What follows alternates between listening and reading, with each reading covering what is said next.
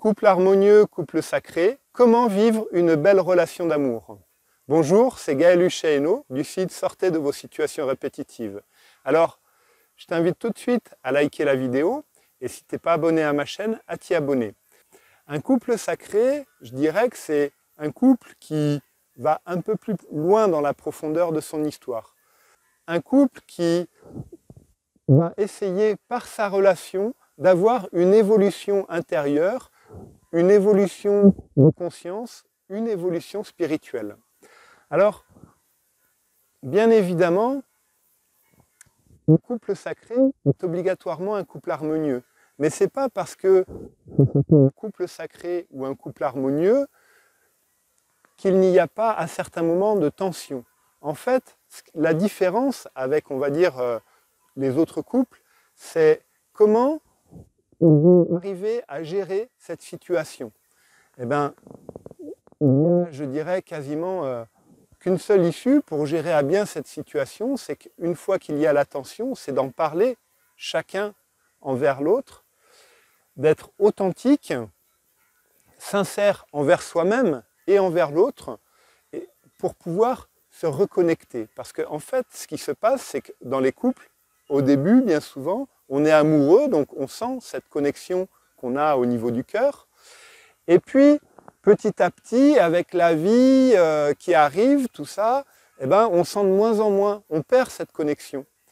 Et du coup, on est avec l'autre, mais on ne sait plus trop pourquoi. On l'aime, oui, mais on n'a plus cette connexion. Le but du couple sacré, c'est justement de garder cette connexion de cœur à cœur entre l'homme et la femme, qui fait tant de bien, qui est si belle et qui nourrit énormément. Un couple sacré n'accepte pas, ne peut pas vivre sans cette connexion, parce que c'est ça qu'il nourrit, c'est l'essence de son couple. Alors, qu'est-ce qui se passe? C'est que lorsqu'il y a des tensions, déjà, chacun prend sa part, c'est-à-dire que chacun accepte de se remettre en question soi, et s'il ne voit pas forcément où est-ce que l'homme aurait pu se remettre en question, par exemple, eh ben, il le dit à sa compagne, il le dit à son épouse, pour pouvoir accepter quand même la remise en question. Et la remise en question est importante dans les deux côtés. Ce n'est pas la faute de l'un ou la faute de l'autre, c'est la faute à chaque fois des deux. Et c'est de cette manière-là, en se rouvrant, en étant authentique, moi j'ai vécu la situation comme ça, j'ai vécu la chose comme ça, que la connexion de cœur va pouvoir se réamorcer. Bien évidemment, chaque homme, chaque femme a une énergie masculine et une énergie féminine. Et c'est ce qu'on appelle le couple intérieur, bien sûr. Et des fois, quand il y a la tension, il faut aller rééquilibrer ce couple intérieur, à l'intérieur de chaque participant du couple. Parce que, eh bien, on a de multiples mémoires, on a tout ce qui est nos mémoires à nous, de notre enfance, comment on a eu l'image du couple par nos parents, qui n'était pas toujours très belle. Pour certains, oui, tant mieux pour eux. Pour d'autres, un peu moins. On a tout ce qui est transgénérationnel aussi, de nos deux lignées familiales, paternelle et maternelle. Et du coup, ça fait que des fois, on n'arrive pas à, comment dire, on a du mal à rééquilibrer ses énergies parce qu'il y en a une naturellement qui veut prendre le dessus sur l'autre. Et automatiquement, à partir de ce moment-là, s'il y a une de vos énergies intérieures, féminines ou masculines, qui veut prendre le dessus sur l'autre, ça va se manifester dans votre vie de couple. Et à partir du moment où vous voulez prendre le dessus consciemment ou inconsciemment, bien sûr, à partir du moment où ça se passe, votre couple extérieur n'est plus équilibré et il perd sa connexion au niveau du cœur. Donc il n'y a pas l'homme doit dominer sa femme parce que c'est l'homme et qu'il est viril, non. Ou que la femme, par réaction à l'homme, doit dominer l'homme parce qu'elle n'a pas du tout l'intention de se laisser marcher sur les pieds. Non, ça ne se passe pas comme ça. Ce couple sacré, en fait, c'est l'homme est là, il est dans sa puissance, qui peut être très douce aussi, dans sa virilité, sans violence, sans agressivité, sans domination. La femme est là, dans toute sa puissance, sans violence, sans vouloir dominer, sans vouloir prendre la place qui n'est pas la sienne. Et à ce moment-là, on trouve l'équilibre. Et à ce moment-là, on arrive à vivre une belle relation. Alors, pourquoi bien souvent il y a ce déséquilibre qui se crée? Parce que, évidemment, on vit dans un monde, alors comme certains le savent, moi je travaille que sur l'inconscient, et l'inconscient représente 90 ou 95% des actions de l'être humain. Donc autant dire que voilà, peut-être il y a certaines personnes qui vont regarder cette vidéo et que ça va déranger.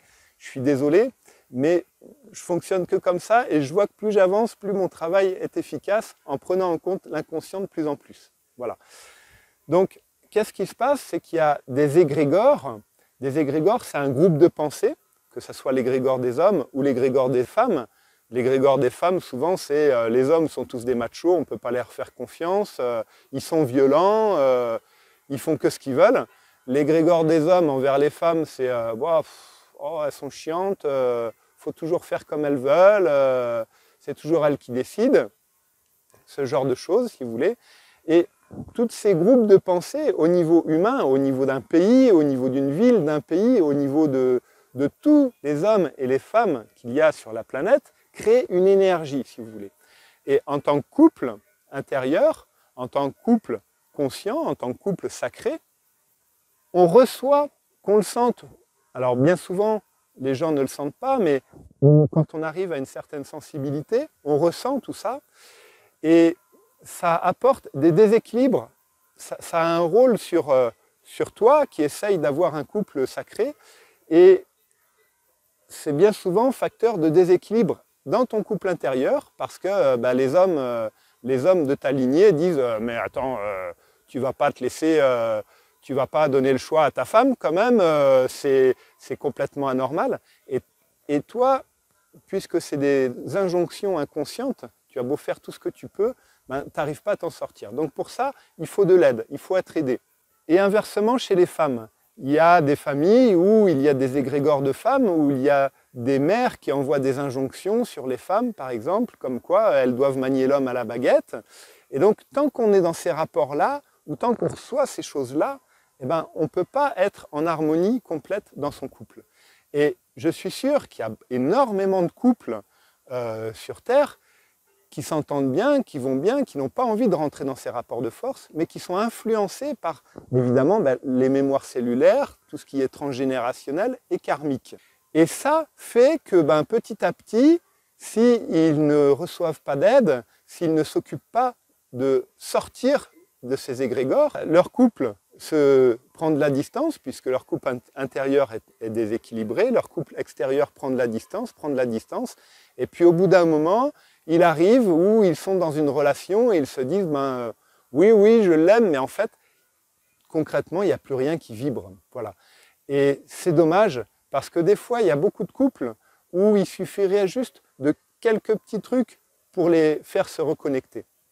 Alors, je parlais du couple sacré, où on arrive à avoir une évolution de la conscience, que c'est quelque chose de spirituel, parce que, effectivement, c'est comme le tantra ou le Tao. Dans les civilisations anciennes, il y avait des personnes qui étaient initiées et qui bénéficiaient de certains savoirs pour faire monter certaines énergies du corps, notamment les serpents lunaires, les serpents solaires et la Kundalini, pendant l'acte sexuel. Donc, pour sortir des égrégores et des injonctions qui vous gênent, en fait, qui vous empêchent de te relier à ton partenaire, à ton conjoint, à ton mari, ou à ta femme, ou à ta partenaire, eh ben, c'est important que tu arrives à rééquilibrer ton couple intérieur, donc ton énergie masculine et féminine à l'intérieur de toi, et que tu puisses arriver à te reconnecter à elle. Mais en principe, quand tu rééquilibres ton énergie féminine et ton énergie masculine, la reconnexion avec ton ou ta partenaire se fait naturellement. Voilà.